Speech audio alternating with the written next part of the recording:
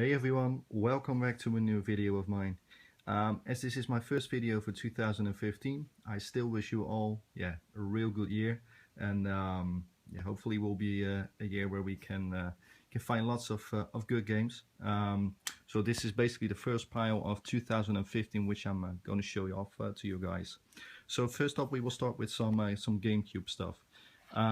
This is Pitfall: The Lost Expedition. This was a game that I played a lot on the PC, I believe, at a friend's house. I don't know if this is actually the same game, but yeah, Pitfall is quite a fun game, so pretty curious about that. And the other one is Final Fantasy Crystal Chronicles. I had already a copy of this game in my collection, but mine was missing the manual, so this will be an upgrade. And I have actually never played this game, so I really have no idea if this game is any good or not. If someone of you has played this game and it's at least something to recommend, let me know. Quite curious about that. Then we have quite some rare Game Boy Classic games. First one is Swamp Thing. This is quite a rare game. This was also released on NES, and yeah, this is quite a rare game. This was actually part of a trade, and yeah, it's in real good condition. It's with a box protector, by the way, so that explains the glare of the box. And the other one is Castle Quest, which is also a really rare game. I had never heard about this game before, and I looked up some footage on YouTube, and it appears to be something like a combination of some RPG elements on a chessboard. So it looks quite interesting, and it's made by Hudson Soft, and they are producing some pretty good games, especially on the NES, and I think they're quite famous for their low production sales, so yeah, that explains probably the rarity of this game.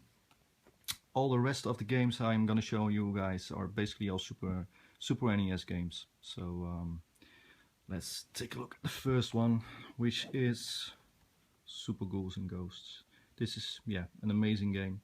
Good graphics, and it's basically a 16-bit version of the NES game.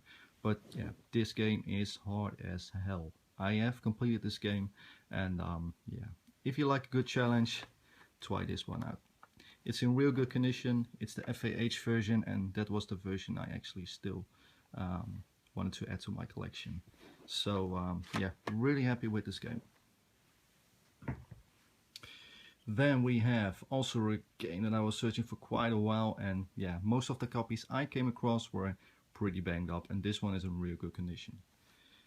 It's ActRaiser. This is yeah, it's an interesting game. It's a cross combination between RPG and action adventure game, also with some platform elements, and yeah, this is really a cool game.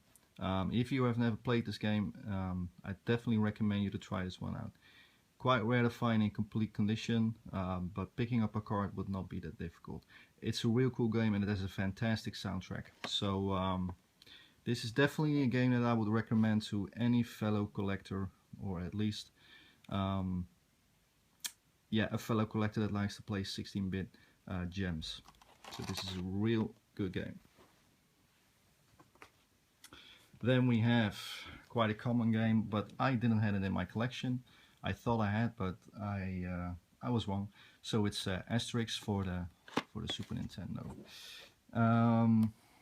Yeah, I think the Asterix games that Nintendo released, especially on the NES and Super NES, are really fun. Quite fun platforming games. And I also have the Game Boy Classic release of this game, by the way. I believe I have that also in my collection. So yeah, this is a game that I have played as a kid, rented it from the video stores as far as I know. So this is a game that I definitely need to try out again. Then we have Prince of Persia. Yeah, a game that I played a lot in my friend's house on the PC. I was always amazed by the times when he would fall down on the spikes. That's where we all did it for. As you can see, this was sold by an ex video store. Probably they clean out all of their games and videos, and sold off some of their NES and Super NES games. So yeah, it's in real good condition, and really looking forward to play this on my Super NES. Then after the last three games, Excalibur 2097. This was a game that I had never played before, but I heard some pretty good reviews about on this game. As you can see, this is also an ex video store game.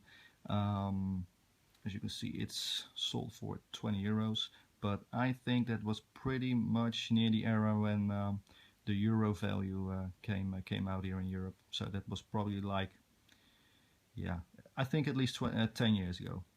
Because 20 euros for a complete copy of Excalibur 2097 in good condition is quite rare. So it's supposed to be a pretty cool game, and also with a good soundtrack. So this is also a game that I have added on my to-do list, like many other games. Then quite a rare game to find, at least complete. Time Slip. Yeah, I think you can compare this game with Probotector. At least it has some of the Probotector elements in this game, and yeah, I am a huge fan of the Probotector games, and this looks to be a really cool game. Again, I looked up some footage on YouTube, so yeah, I have quite some expectations of this game. As you can see, this was probably also from the same video rent store like the other game, Excalibur 2097. And then we have the last game, Mickey Mania. Yeah, again, a game that I heard some really good stories on, and yeah, the thing that really appeals to me in this game are the bright colors. I'm quite a sucker for that, especially on the 16-bit systems. So this looks to be a really good platforming game with beautiful colors and yeah, pretty good graphics for that time. So yeah, a game that I still need to try out. I think currently I'm playing about 5 games, so yeah, I really have to find some spare time to try all of my games out, at least that are on my to-do list. So that was it for this time. Yeah, in my next video I still hope to yeah, show off some new toys that I have bought, but I think for the future couple of videos it will be only games. I'm heading off to towards the UK, to London, be exactly, in April, where I will stay a week at a fellow retro game and toy collector, a good friend of mine, and we always trade some stuff, and I also yeah, always buy some stuff from him. So I think around April, probably, perhaps, I will show you guys off some new retro toy items. So I hope you enjoyed the video. You can subscribe to my channel or leave a comment, as I am always curious about other fellow retro collectors. So that was it for this time. I hope to see you yeah, in my next video. Bye bye.